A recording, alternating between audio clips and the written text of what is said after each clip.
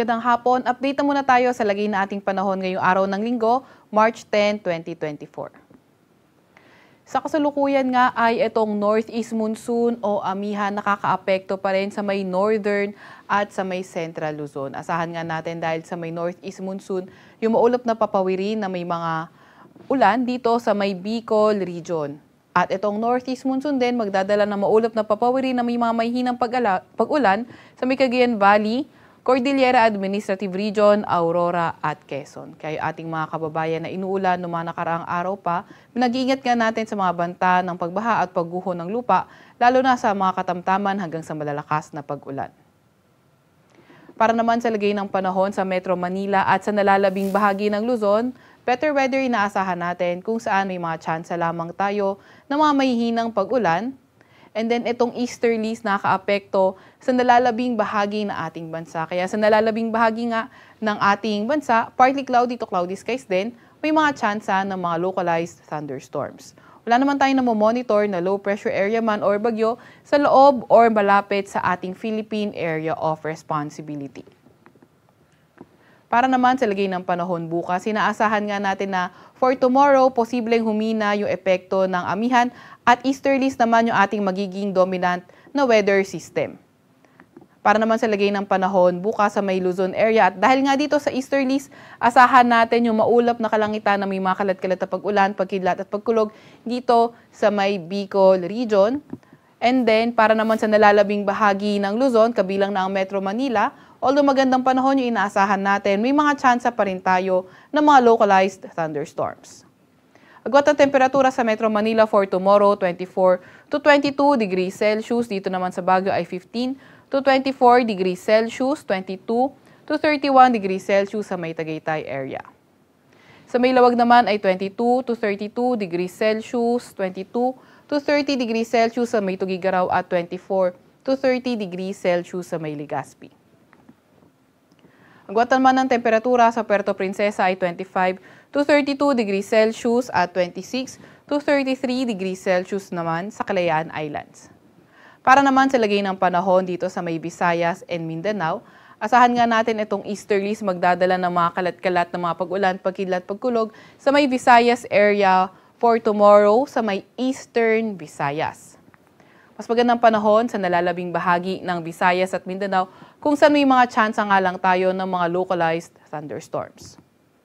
Agwat ang temperatura bukas sa may Iloilo at Cebu, 26 to 32 degrees Celsius. Dito naman sa may Zamboanga ay 25 to 33 degrees Celsius, 24 to 31 degrees Celsius sa may Tacloban, 24 to 32 degrees Celsius sa may Cagayan de Oro at 24 to 34 degrees Celsius naman sa may Davao.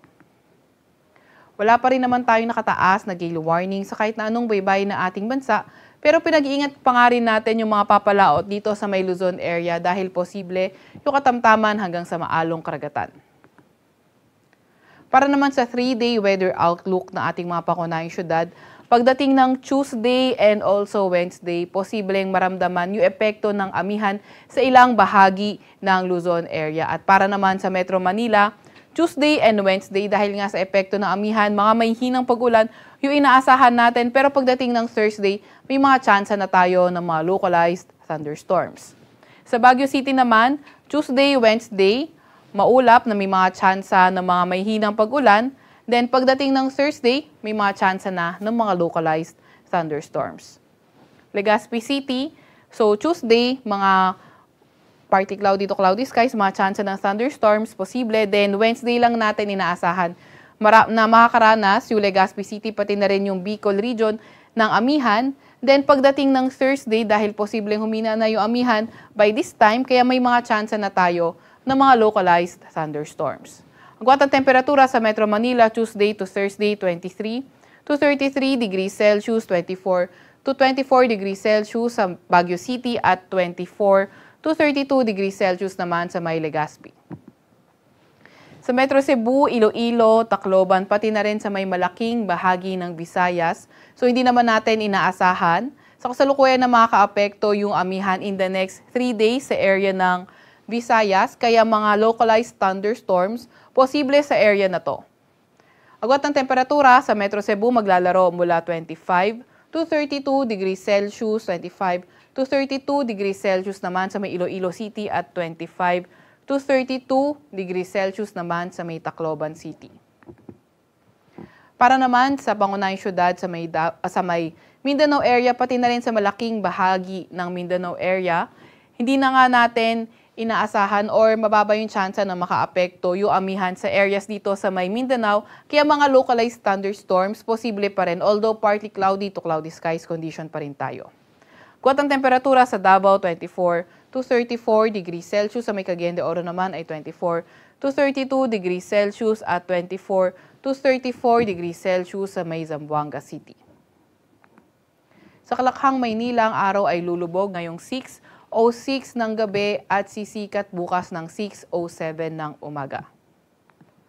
Huwag magpapahuli sa update ng Pag-asa. I-follow at like ang aming Facebook at Twitter account, DOST_Pag-asa. Mag-subscribe din sa aming YouTube channel, DOST-Pag-asa Weather Report. At para sa mas detalyadong impormasyon sa kalagayan ng ating panahon, bisitahin ang aming website, pag-asa.dost.gov.ph. At yan naman po muna ang latest mula sa Weather Forecasting Center ng Pag-asa. Veronica C. Torres nag-ulat.